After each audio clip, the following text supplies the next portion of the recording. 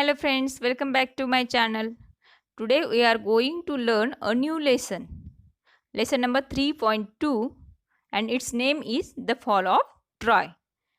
Troy हे एका शहराचं नाव आहे बाळांनो आणि त्याचं पतन, त्याचा विध्वंस, त्याचा विनाश हे या पाठामधून आपण पाहणार आहोत. म्हणजे ट्रॉय या शहराचा विनाश कशा पद्धतीने झाला आणि का झाला हे या द फॉल ऑफ ट्रॉय मधून आपण पाहणार आहोत. So let us start our lesson and this is the first part of this lesson. Okay, the Iliad is the story of Ilium or Troy. Iliad ही एक इलियमची किंवा ट्रॉय ह्या शहराची स्टोरी आहे. A rich trading city in Asia Minor near the narrow sea that leads from the Aegean to the Black Sea. पहा मग कोणती सिटी, कशी सिटी म्हटली ही ट्रॉय?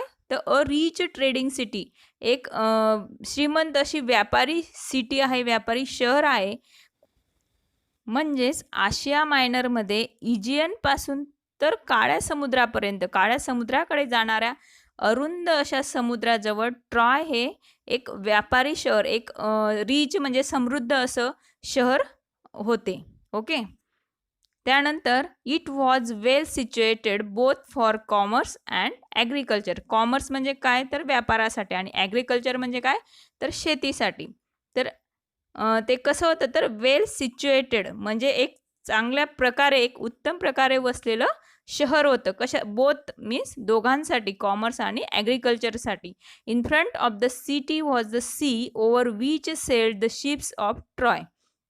आणि त्या शहरासमोर एक सी होता, एक समुद्र होता, विच सेल्ड द शिप्स, आणि त्या समुद्रामधून ही शिप्स ये जा करायची ट्रॉय या शहरामध्ये. आणि काय करायची ती, कशासाठी ये जा करायची, तर carrying goods and grain. Good म्हणजे माल, ओके, अँड ग्रेन म्हणजे धान्य. तर या धान्याची ने-आण करण्यासाठी, या मालाची, आणि अजून काही माल असेल तर त्या मालाची ने-आण करण्यासाठी ह्या समुद्राचा ते उपयोग करत असत. At the back rose the high peak of Mount Ida from which flowed many rivers and streams. पहा मग मागच्या बाजूला काय आहे, तर हाय पीक ऑफ माउंट इडा, उंच असं शिखर आहे. कशाचं, तर माउंट इडा. इडा नावाचा जो पर्वत आहे, माउंट आहे, त्याचं उंच असं शिखर आहे. From which flowed many rivers and streams, आणि त्या पर्वतामधून भरपूर अशा नद्यासुद्धा वाहतात आणि स्ट्रीमसुद्धा, झरेसुद्धा वाहतात. The valleys among the hills were well watered and fertile. आणि ज्या काही दऱ्या आहेत, व्हॅलीज आहेत, त्या कशा आहेत म्हणे, तर वेल वॉटर्ड म्हणजे भरपूर असं प्रमाणावर, मोठ्या प्रमाणावर तिथं पाणी आहे. आणि त्या व्हॅलीमध्ये अजून भरपूर पाणी असल्यामुळे तिथली जी जमीन आहे ती कशी आहे, फर्टाईल आहे, म्हणजे सुपीक आहे. With corn growing in fertile fields and cattle feeding on the rich grass of the meadows while ship फेड on the slopes of the hills. It means with corn growing in fertile fields, म्हणजेच त्या व्हॅलीची जमीन आहे ती fertile आहे, म्हणून तिथं कसं चांगल्या पद्धतीने पीक निघतं, चांगल्या पद्धतीने धान्याचं पीक निघतं. With corn growing in fertile fields. आणि त्याचबरोबर कॅटल फीडिंग, कॅटल म्हणजे काय बाळांनो, तर गुरे. गुरांचं जे फीडिंग आहे, त्यांचं जे खाद्य आहे किंवा अन्न आहे, on the rich grass of the meadows. तर त्या गुरांना सुद्धा चांगल्या प्रकारचं अन्न या व्हॅलीजमध्ये आपल्याला मिळेल. का, कारण तिथं कसं आहे, तर rich grass of the meadows, त्या कुर्ण आहेत आणि त्या कुरणांमध्ये सकस असं गवत आपल्याला तेथे गुरांसाठी आढळून येते. व्हाईल शीप फेड on the slopes of the hills. आणि शीप, ज्या मेंढ्या आहेत, त्यांचं पोट कसं भरतं, तर जे स्लोप्स आहेत, उतार आहेत हिल्सचे, टेकड्यांचे, त्या उतारावर सुद्धा त्यांना मोठ्या प्रमाणावर गवत मिळतं किंवा त्यांचं खाद्य मिळत असतं. अशा पद्धतीने ती जमीन पण फर्टाईल आहे, त्याचबरोबर गुराढोरांसाठी, शीपसाठी सुद्धा उपयोगाची अशी आहे. Round their city the Trojans had built a strong wall so that no enemy should attack them from the sea. पहा मग, राऊंड देअर सिटी, अगदी त्या सिटीच्या अवतीभवती, राऊंड सभोवती अगदी. द ट्रोजन्स, ट्रोजन्स कोणाला म्हटलंय बाळांनो, तर ट्रॉय या शहरामध्ये जी लोक राहतात त्यांना ट्रोजन्स असं म्हटलंय. Had built a strong wall, तर ह्या ट्रोजन्सनी काय बनवली होती, तर स्ट्रॉंग अशी, अगदी एक भक्कम अशी वॉल, भक्कम अशी भिंत बनवली होती. So that no enemy should attack, आणि त्यामुळे एनिमी म्हणजे शत्रू तो अटॅक करू शकत नव्हता, हल्ला करू शकत नव्हता. त्यांच्यावर, कोणावर तर या ट्रोजन्सवर, या ट्रॉय शहरावर फ्रॉम द सी म्हणजे समुद्राकडून त्या शहरावर हल्ला होऊ शकत नव्हता. समुद्राकडून म्हणजे त्या समुद्राच्या मार्गाने. The wall was so broad that people could stand and sit and walk on it. आणि ही जी वॉल होती, ही जी भिंत होती, कशी होती तर ब्रॉड होती, रुंद होती, की ज्यांच्यावर हे जे काही लोक आहेत, ते ट्रोजन्स आहेत, ते कसे उभे राहू शकत होते, बसूही शकत होते आणि चालूही शकत होते, walk on it. The great gates stood open and people could go to the sea shore outside and come in as they please. पहा मग ते ट्रोजन्स, त्या ट्रॉय शहरातले लोक तर केव्हा बाहेर जाऊ शकत होते, म्हणजे कशा पद्धतीने बाहेर जाऊ शकत होते, तर जेव्हा द ग्रेट गेट्स, मोठे असे गेट होते, भिंत आहे म्हणजे एक कंपाऊंड आहे त्या शहराला पूर्ण सभोवती असं एक वॉल आहे आणि त्या वॉलला गेट्स ठेवले गेलेले होते. ओके, दरवाजे ठेवले गेलेले होते आणि जेव्हा ते ओपन व्हायचे तर हे दरवाजामधून हे लोक, जे ट्रोजन्स लोक होते किंवा जे त्या शहरातील लोक होते, ते ये जा करू शकत होते. त्या सी शोअरला, समुद्र किनाऱ्यावर ते जाऊ शकत होते आणि त्याचबरोबर ते त्यांना जेव्हा वाटेल तेव्हा ते त्या शहरात येऊ शकत होते. But in time of war the gates would be closed. पण जर युद्ध असेल किंवा युद्धाचं वातावरण असेल तर अशा वेळेस हे गेट कसे असायचे तर क्लोज असायचे, बंद असायचे. And then the city was like a strong fortress. पहा मग ते शहर कसं होतं तर किल्ल्यासारखं स्ट्रॉंग म्हणजेच भक्कम होतं. Quite safe from all attack, protected by the wall surrounding it. कशामुळे प्रोटेक्शन होत होतं या शहराचं तर त्या वॉल्समुळे, त्या भिंतींमुळे, as well as by the hills behind. आणि अजून काय कारण होतं त्यांच्या सुरक्षिततेचं तर त्या हिल्स, ज्या टेकड्या, आपण ज्या माउंटविषयी बोललो, त्या माउंटच्या ज्या टेकड्या होत्या त्या त्या शहराच्या अगदी मागच्या बाजूस होत्या. दस Troy was a strong city, strongly protected by it's walls and strongly defended bye it's brave soldiers. आणि अशा पद्धतीने हे ट्रॉय हे शहर कसं होतं, एक स्ट्रॉंग असं शहर होतं, सशक्त असं शहर होतं, म्हणजे जे सुरक्षित असं शहर होतं. Strongly protected by it's walls, कारण त्या वॉल्समुळे त्याचं प्रोटेक्शन चांगल्या प्रकारे होत होतं. And strongly defended bye it's brave soldiers. आणि त्या ट्रोजन्स जे होते किंवा जे त्या शहरामधले जे सोल्जर्स होते ते कसे होते तर ब्रेव होते, शूर होते. But all the kings and heroes of Greece had declare war against the Trojans. एवढं किल्ल्यासारखी तटबंदी असून सुद्धा या ट्रॉय शहरावर कोणी तर, but all the kings and heroes, सगळे राजे आणि हिरोज म्हणजे जे काही योद्धे होते, हिरोज ऑफ ग्रीसमधील जे योद्धे होते, had declare war against the trojans. त्यांनी अगदी वॉर डिक्लेअर करून दिलं होतं. कोणाविरोधात, कोणाच्या तर ट्रॉय शहरामधील जे लोक आहेत ट्रोजन्स, म्हणजे अगदी ट्रॉय शहराच्या विरुद्ध त्यांनी युद्ध पुकारलं होतं. त्याचं कारण असं होतं बाळांनो, बिकॉज पॅरिस हा कोण आहे तर अ प्रिन्स ऑफ ट्रॉय. ट्रॉय या शहराचा राजपुत्र आहे तो. तर त्याने काय केलं होतं, काय युद्ध पुकारलं त्यांनी या शहराच्या विरुद्ध तर ह्या राजपुत्राने, या पॅरिसने हॅड परस्युएडेड हेलन. परस्युएडेड म्हणजे मन वळवणे. तर हेलन एका स्त्रीचं नाव आहे, त्या स्त्रीचं मन वळवलं होतं. तर ही कोण होती Helen? Wife of a Greek king Menelaus. Menelaus नावाचा जो ग्रीक राजा होता त्याची ही पत्नी होती ऑलरेडी.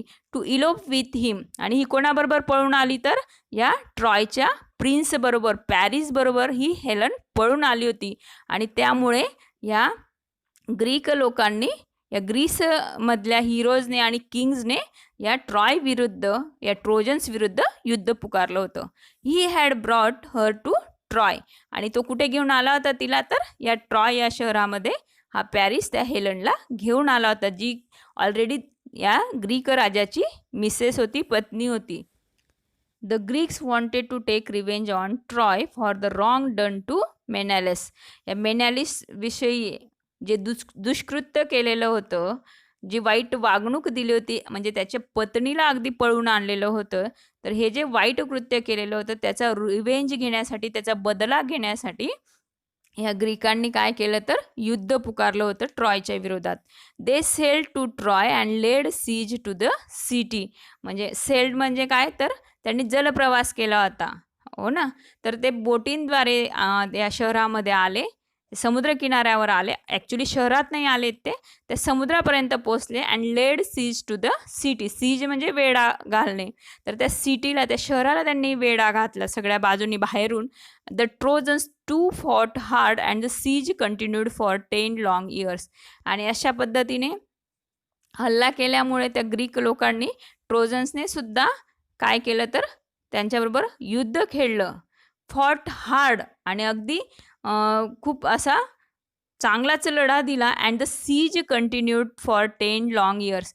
म्हणजे दोघांमध्ये अगदी जोरात असं युद्ध झालं आणि तरीसुद्धा जवळपास सीज म्हणजे हा जो वेढा होता ग्रीक लोकांनी ट्रॉय या शहराला घातलेला, तो कंटिन्यूड अगदी चालूच राहिला. तर किती वर्ष? For 10 long years. अगदी 10 वर्ष हा वेढा तिथं राहिला. म्हणजे ग्रीक जे सैन्य होतं त्यांनी या ट्रॉय या शहराला अगदी 10 वर्षापर्यंत घेरून ठेवलेलं होतं.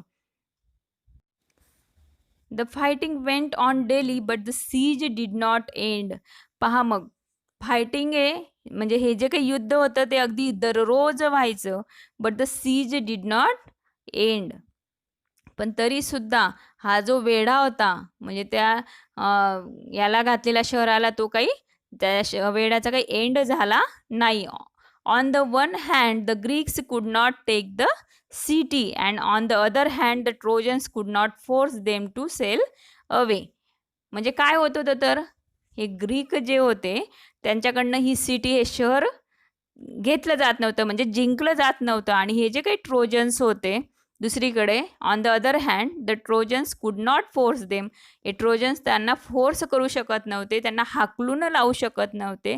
टू सेल अवे म्हणजेच परत पाठवण्यासाठी ते कितीही प्रयत्न केला तरी त्यांना ते पाठवू शकत नव्हते. Every day the Trojans came out of their gates and the Greeks came out of their tents and ships. हे ग्रीक कुठे राहत होते तर ते टेंट्समध्ये, तंबूंमध्ये राहत होते त्या समुद्र किनाऱ्यावर, आणि काही तर जहाजांमध्ये राहत होते. आणि ट्रोजन्स सांगितलं तुम्हाला की त्या ट्रॉय या शहराच्या बाहेरील बाजूस अशी मोठी वॉल आहे आणि त्याला गेट्ससुद्धा आहेत. आणि मग हे ट्रोजन्स त्या गेट्समधून बाहेर यायचे आणि या ग्रीक लोकांशी युद्ध करायचे. आणि हे ग्रीकसुद्धा काय करायचे तर ते त्यांच्या टेंटमधून, शिप्समधून बाहेर यायचे आणि फायटिंग करायचे, युद्ध चालूच ठेवायचे. अशा पद्धतीने हे युद्ध सुरूच होतं. Sometimes there were great battles. Battle म्हणजे युद्ध. Between the two armies. ह्या दोघं सैन्यांमध्ये, दोघीकडच्या सैन्यांमध्ये चांगलीच मोठी भयंकर अशी लढाई होत असे. आणि sometimes there were single fights. तर काही वेळेस काय असायच्या? सिंगल फाईट्स असायच्या, म्हणजे फक्त किंग वगैरेमध्ये किंवा मोठ्या मोठ्या योद्ध्यांमध्ये. Two great heroes. Sometimes the Trojans had the better of it. काही वेळेस हे ट्रोजन्स यांची सरशी व्हायची, म्हणजे त्यांच्याकडचे लोक जास्तीत जास्त चांगल्या प्रकारे लढत असत. आणि समटाइम्स द ग्रीक्स आणि काही वेळेस हे ग्रीक लोक चांगल्या प्रकारे लढत असत. But still the fighting went on. पण शेवटी कोणीही जिंकलं नाही, म्हणजेच ही लढाई जी होती, फायटिंग जी होती ती सुरूच होती. Great heroes on both sides were killed in the course of the war.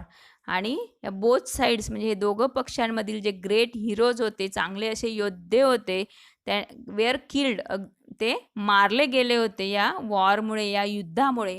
After leading the defence of his city for 9 years the brave Hector was at last killed by Achilles whom none could resist. आणि मग पहा, after leading the defence of his city म्हणजे सिटीचं संरक्षण, defence करता करता for 9 years, अगदी 9 वर्ष त्याने लीडरशिप केली. कोण तर? हा द ब्रेव हेक्टर, शूरवीर असा Hector was at last killed by Achilles. अकिलिसकडनं हा हेक्टर, ब्रेव हेक्टर शेवटी मारला गेला. Whom none could resist. तर ज्याचा कोणी त्याचा प्रतिकार करू शकलं नाही. But Achilles himself was killed. आणि नंतर हा अकिलिससुद्धा मेला किंवा वारला. Later on by a poison arrow. कशामुळे वारला तर पॉयझन ॲरो, विषारी असा बाण, दॅट एंटर्ड हिज हिल. त्याच्या पायाला विषारी असा बाण लागल्यामुळे त्याच्या टाचेला, the only part of his body where he could be wounded. त्याचं फक्त त्या टाचेला विषारी बाण लागल्यामुळे हा अकिलिससुद्धा नंतर मेला किंवा मारला गेला. After that still later Paris himself was killed. पहा त्यानंतर अजून कोण मेलं तर पॅरिस, ज्याने त्या ग्रीक राजाची पत्नी पळवून आणलेली होती, तर तो सुद्धा मारला गेला. Also by a poison arrow. कशामुळे मेला तर तो सुद्धा विषारी बाणाने मारला गेला.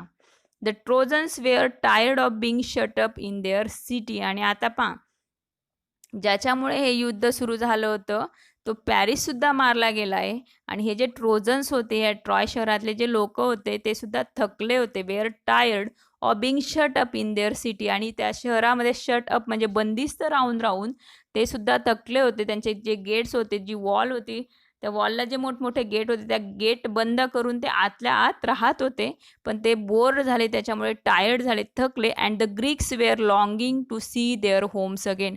आणि हे ग्रीक जे होते त्यांना सुद्धा आता काय करायचं होतं तर परत जायचं होतं, कारण त्यांना आता त्यांच्या घराकडे जावंसं वाटू लागलं होतं. But still the fighting went on. आणि तरीसुद्धा ही लढाई चालूच होती, चालूच राहिली. अशा पद्धतीने आपण हा पार्ट फर्स्ट पाहिला बाळांनो, द फॉल ऑफ ट्रॉयचा. आणि नेक्स्ट पार्ट आपण नेक्स्ट व्हिडिओमध्ये पाहणार आहोत. माझ्या विद्यार्थी मित्रांनो, व्हिडिओ तुम्ही पूर्ण पाहत जा आणि त्याचबरोबर व्हिडिओला लाईक करा, शेअर करा आणि माझ्या चॅनलला सबस्क्राईबही करा. थँक्यू.